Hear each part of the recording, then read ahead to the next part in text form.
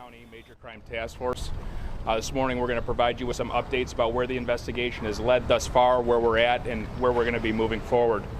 So over the past 24 hours, there's been a significant amount of information obtained by investigators, and this consists of the extremely hard work by Highland Park Police, the Major Crime Task Force, State Police, ATF, and the FBI. Everybody has been collaborating very well to further this investigation. The community has been absolutely terrific as it comes to reporting information that they have, things they may have witnessed, things they may have seen, turning over video that has really helped us further the investigation and aid investigators. One point I just want to clarify is Robert Crimo III, he's 21. He'll be 22 in September of this year, and he's a resident of Highwood. So throughout the past 24 hours, investigators have spoken with numerous witnesses, some of the survivors. They've had the opportunity to review numerous video clips, both from cell phone video recordings and fixed cameras in the area, and they've conducted a number of other follow-up investigations. And based on where we're at this point in the investigation, and some of this is still preliminary, so is subject to change as we keep moving forward, but we do believe Crimo pre-planned this attack for several weeks. He brought a high-powered rifle to this parade.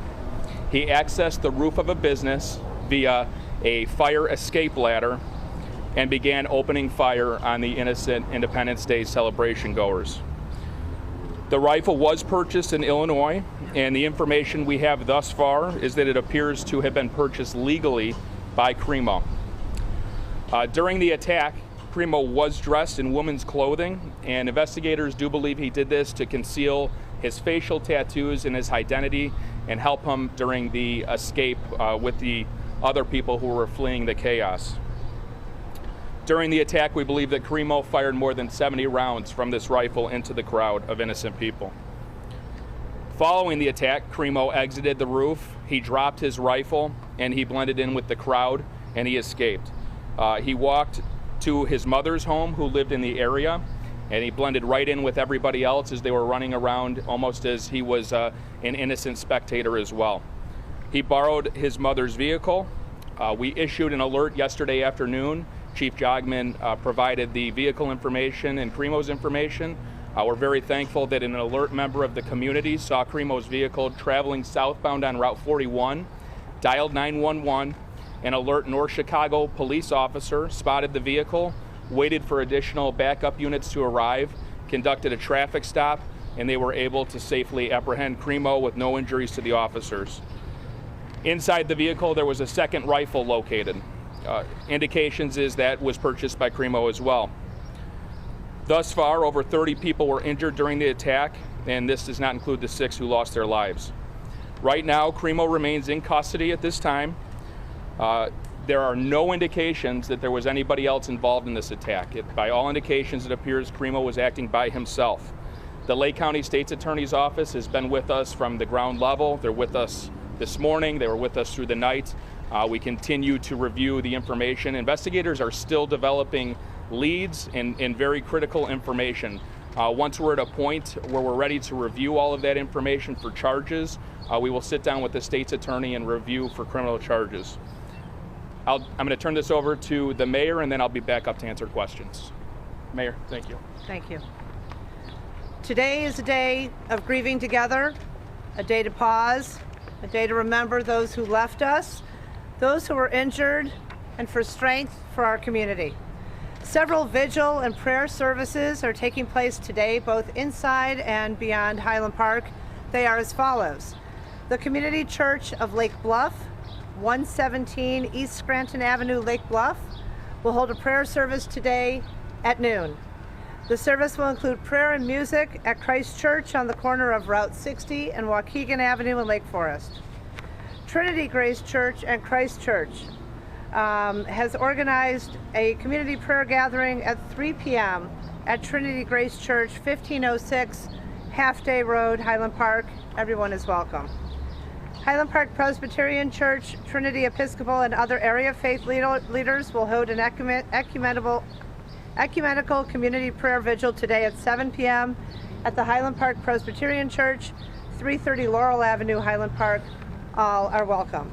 Today, Highland Park High School located at 433 Vine Avenue, in conjunction with community partners, is hosting crisis counseling until 2 p.m. and is open to everyone. No appointments are necessary. Additionally, a family assistance center will open tomorrow, July 6th at noon, to provide support services and crisis assistance to those who were directly impacted at the parade. The location and hours of operations are pending. We'll get that information to the community as soon as we have it. Please go to the city website for more information. The Highland Park Police Department, the American Red Cross, and the FBI Victim Services Response Team are assisting with additional partners. The teams will engage with victims and families to assess their immediate needs and provide crisis intervention and other forms of emergency assistance. Anyone who is a victim of the incident and is in need of support can call 800-CALL-FBI. I know what a generous community we are a part of, and we are overwhelmed with the amount of support offered not only from those in Highland Park, but the surrounding region and throughout the nation. Thank you. For those who are looking to donate to victims and in support of the community, we ask that you be mindful of potential scams on GoFundMe and other fundraising avenues. This afternoon, we'll share additional information on the city's website regarding how to donate to the victims, survivors, and those who support the community. For all who have reached out with offers of equipment, food, and professional services, we thank you. Thank you all for coming out today. I'll now turn the mic back to Deputy Chief Cavelli. Thanks, Mayor. Any questions? Yes, sir. Justin, can you tell us about the motivation? Is the suspect cooperating, answering questions, and what more are you learning about the motivation either from him or from his online footage? At this point, we have not developed a motive from him. Investigators are very much furthering the investigation. They have been in discussions with him. I don't have anything to say about motivation thus far because it hasn't been provided. Sir, we've seen disturbing videos online. Were warning signs missed? The question was, there's disturbing videos online that have been seen. We are reviewing those. Those are going to be a part of any investigation efforts by our task force investigators, Highland Park Police. We'll look at them and we'll see what they reveal. Chris, Phil. give us an idea where in Illinois did he purchase the weapons, and also when he went to his mother's house, did he tell her what he had done, or was she unaware? The question was, where did he purchase the weapons, and did he tell his mother what he had done? He purchased the weapons locally, within the region, so the Chicagoland area. When he went to his mother's, we have no indication that he provided any information to her. Can you give us an idea of how many weapons did he purchase, and when was it? So he was in possession of the firearm the day of, the rifle. He was in possession of another rifle in his vehicle when he was pulled over by police. He also had other firearms that were recovered from a residence that he was living in Highwood. Chris, well in his name? They were in his name. And all legally purchased? They were legally purchased. Chris, his level of disguise, right? So how did you guys identify him at this point? I mean, clearly there was a lot of planning. Did he have an idea when he placed himself on the roof? Like, is there a timeline? So we are working on the timeline, and we don't want to come out with inaccurate information on timing. One of the asks that we have is members of the community, if you have any video of this individual that is walking toward the parade, at the parade, potentially on the roof or exiting, to please call 1-800-CALL-FBI. As far as the disguise went, he wore that in an attempt to conceal himself. Do you have pictures of that you can offer? I mean, what did he look like? Or? Potentially, I'll look into that and I'll have to get back to you. How does he identify him? Considering the extensive digital trail, the disturbing videos, the amount of views garnered, was he known to law enforcement beforehand, and if not, why not? I can't get into that right now. There have been some law enforcement contacts, nothing of a violent nature. I can't get into the specifics of the context of that. And how many rifles? Our colleagues at NBC News are reporting that he purchased multiple weapons. Can you give us any details as to the weapons and how many he may have been in possession of? At this time, I know of the 2 rifles, and I know that there were potentially pistols that he had owned as well. Chief, Sir. Has he made any statements to investigators, and does he have an attorney? I'm not going to go into what he may or may not have said. The investigation is still moving forward. I'll provide that information later on. Can you break down? He targeted anyone specific or was shooting randomly? Shooting appears to be completely random. Is it possible he chose the community because of the high population of Jewish people? I know people are concerned that it was an anti-Semitic attack. We have no information to suggest at this point it was racially motivated by religion, or any other protected status. And Chris, with all the videos, about with all the gun videos that purchase, appeared on... I believe still in place is an assault rifle ban in Highland Park. Is that correct?